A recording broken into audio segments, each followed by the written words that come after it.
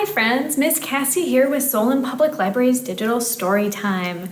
This month we're going to talk all about water, and this week we're going to talk specifically about the ocean.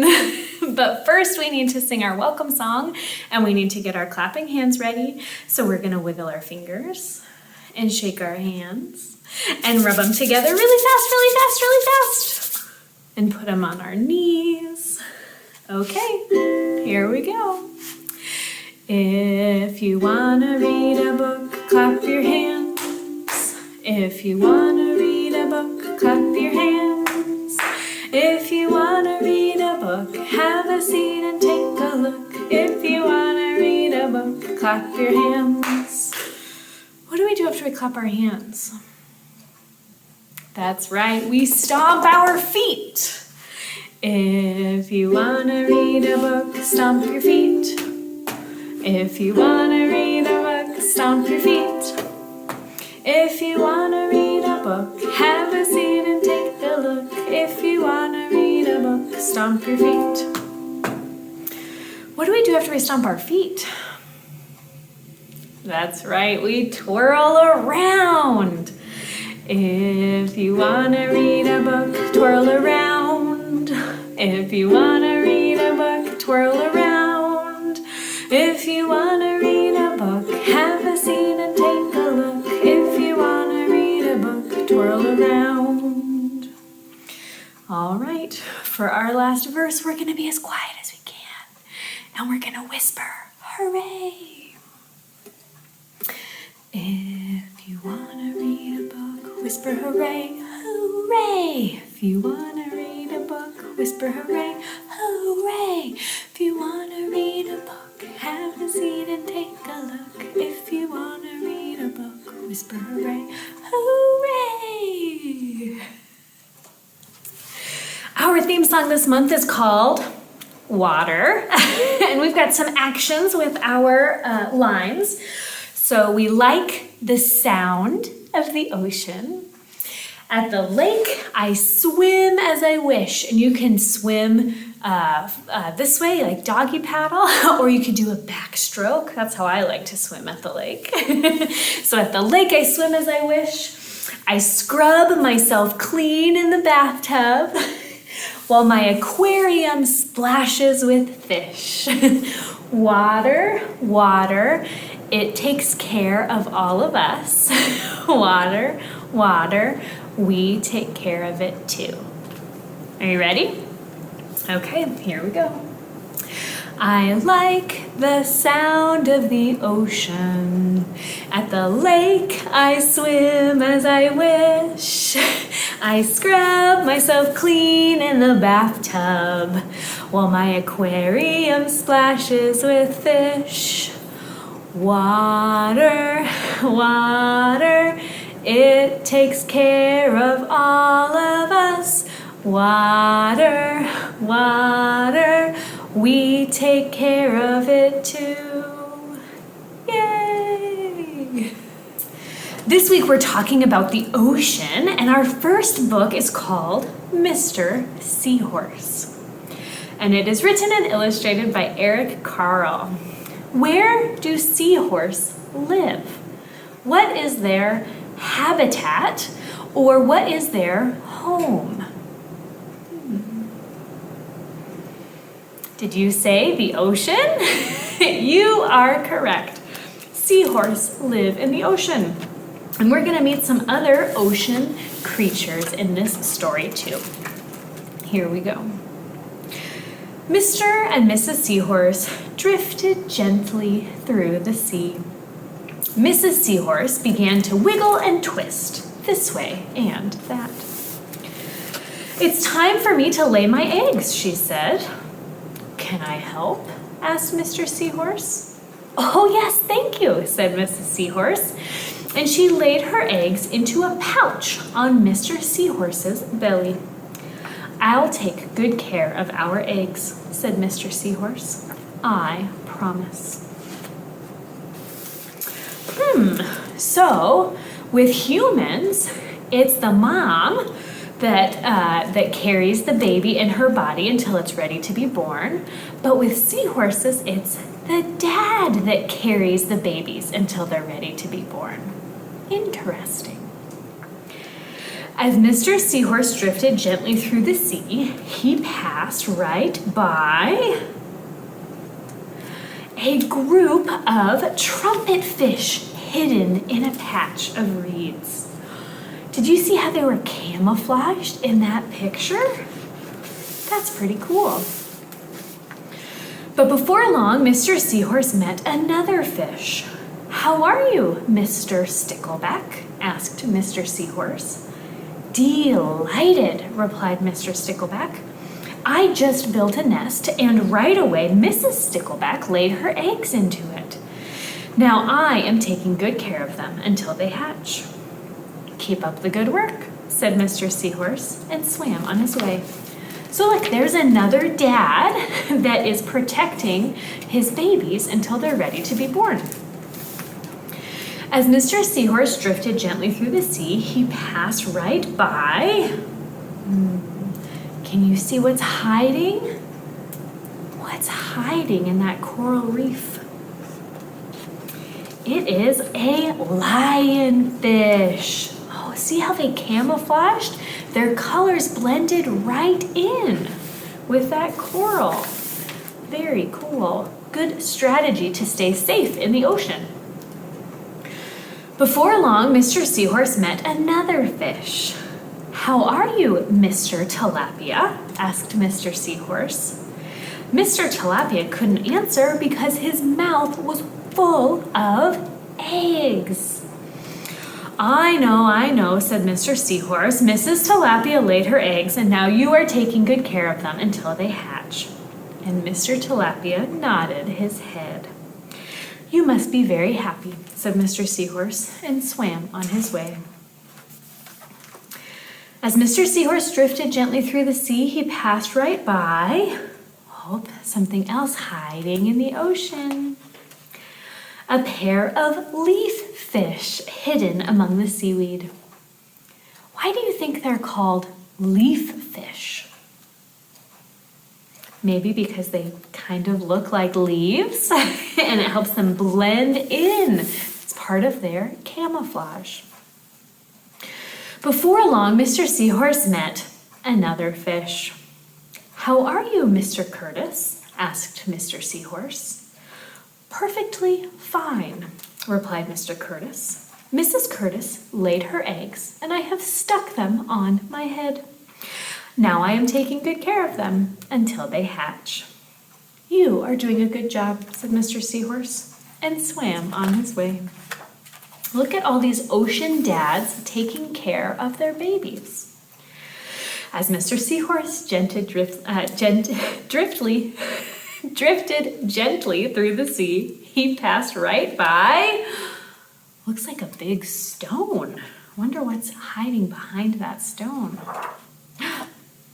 It is a stonefish. Why do you think this fish is called a stonefish? Because it looks kind of like a rock?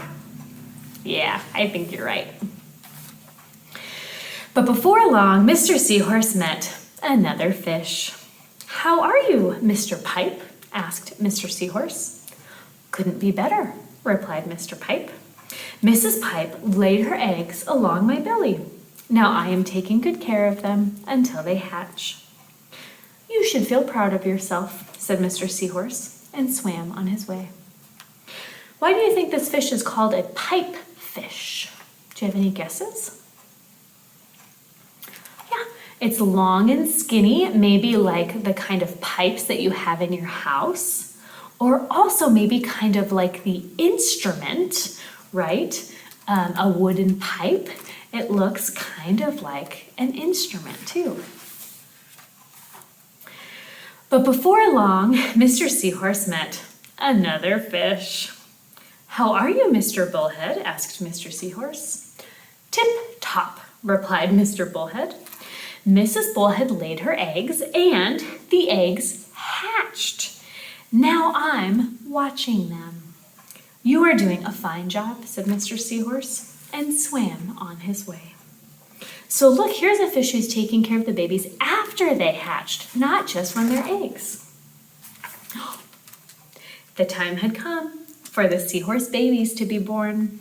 Mr. Seahorse wiggled and twisted this way and that, and at last the babies tumbled from Mr. Seahorse's pouch and swam away.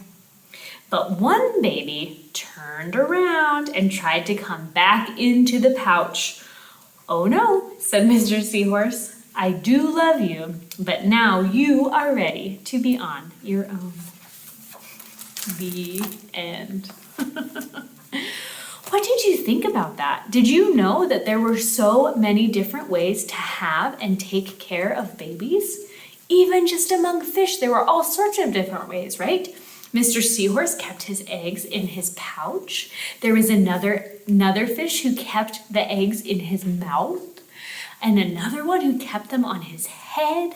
All kinds of different ways to become a fish parent. All right, I've got a little matching game for us. So I have a pattern block mat right here on my board. Can you tell what animal we've made with these pattern blocks? That's right, it's a seahorse. And then I also have some little foam blocks right here, and we're gonna match the foam blocks with our template. But first we need to figure out how many of things we need. So let's start with our orange square. How many orange squares do we need for our seahorse? Can you see there's the orange square? What shapes and colors match? I count 1 square, 2 orange squares. Is that what you count? Great. We'll pull them out of the bag and we'll match them. I see one right here for our seahorse's snout, nose, and mouth, and then one right here for part of his tail.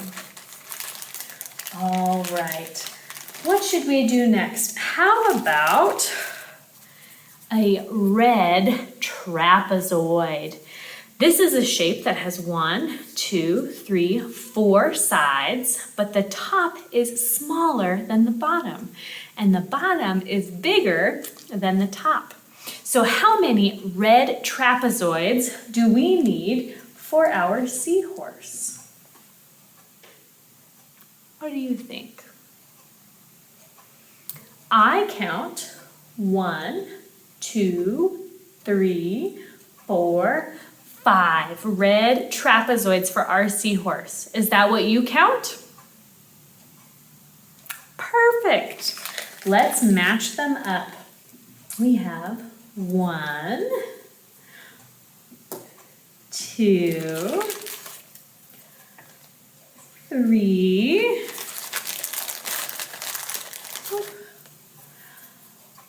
4, and 5.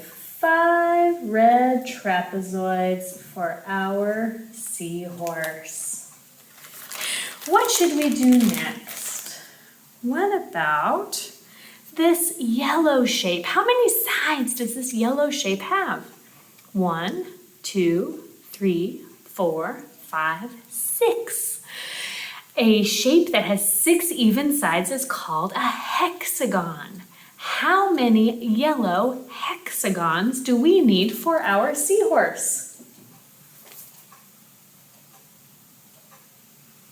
I count 1, 2. 2 yellow hexagons for our seahorse. 1 goes up here for the head, and 1 goes down here for the body. Oh, can we squeeze it in? Yes, just like that. Okay, we just have a few shapes left. Let's see, what about this shape? What shape is this? It has 1, 2, 3 sides. That's right, it's a triangle. And what color is our triangle? That's right, it's green. So how many green triangles do we need for our seahorse? I count 1, 2, 3. 3 triangles, 3 green triangles for our seahorse. 1, 2, and 3. Okay, we have one shape left. What color is our last shape? Can you see right here? That's right, it's blue. It is a blue diamond. And we just need one blue diamond to finish up the body of our seahorse. Look at that. Great job matching the colors and the shapes to help us make the seahorse together. Give yourselves a pat on the back. All right, our next song is called Slippery Fish. And we're gonna do some actions with each of the different ocean animals. So the first one we have is a slippery fish, and it is going to slide in the water. Then we have an octopus, and it is squiggling in the water. Then a tuna fish flashing in the water. A great white shark lurking in the water. And then a humongous whale that is spouting in the water. Okay, so we're going to start with our slippery fish. Slippery fish, sliding through the water. Slippery fish, gulp, gulp, gulp. Oh no, it's been eaten by an octopus, squiggling in the water. An octopus, gulp, gulp, gulp. Oh no, it's been eaten by a tuna fish, flashing through the water. A tuna fish, gulp, gulp, gulp. Oh no, it's been eaten by a great white shark, lurking in the water. A great white shark, gulp, gulp, gulp. Oh no, it's been eaten by a humongous whale, spouting through the water. Humongous whale, gulp, gulp, gulp. Burp. Excuse me. All right, our last book talking about oceans today is called I'm the Biggest Thing in the Ocean, and it's written and illustrated by Kevin Sherry. I'm a giant squid, and I'm big. Look, he's so big he doesn't even fit on the page of the book. That's pretty big. I'm bigger than these shrimp. Sure enough. I'm bigger than these clams. Yeah, he is. I'm bigger than this crab. And I'm bigger than that jellyfish. Sure enough. I'm bigger than these turtles. Still true. I'm even bigger than this octopus. I'm bigger than that shark. Shh. I'm bigger than that fish, and this fish, and that fish, and this fish. I'm the biggest thing in the ocean. What do you think? Is the giant squid really the biggest thing in the ocean? So far, that's true, right?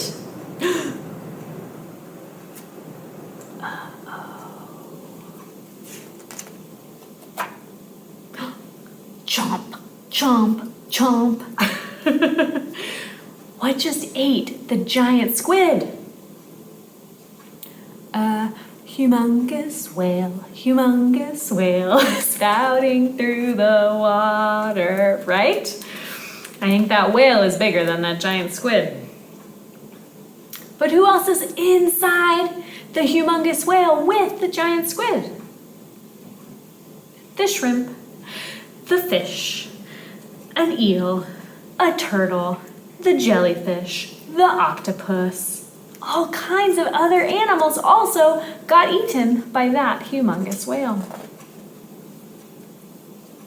And the giant squid is thinking, I'm the biggest thing in this whale! The end. Well, that is certainly one way to look on the bright side, don't you think? All right, friends, that's the end of our ocean story time this week, which means it's time for our goodbye song. We read a book and we played a game and we sang a song together. We read a book and we played a game. We had a fun adventure. Now go read a book and go play a game and sing a little tune. Go read a book and go play a game. We'll see you back here soon. See you next time, friends. Bye.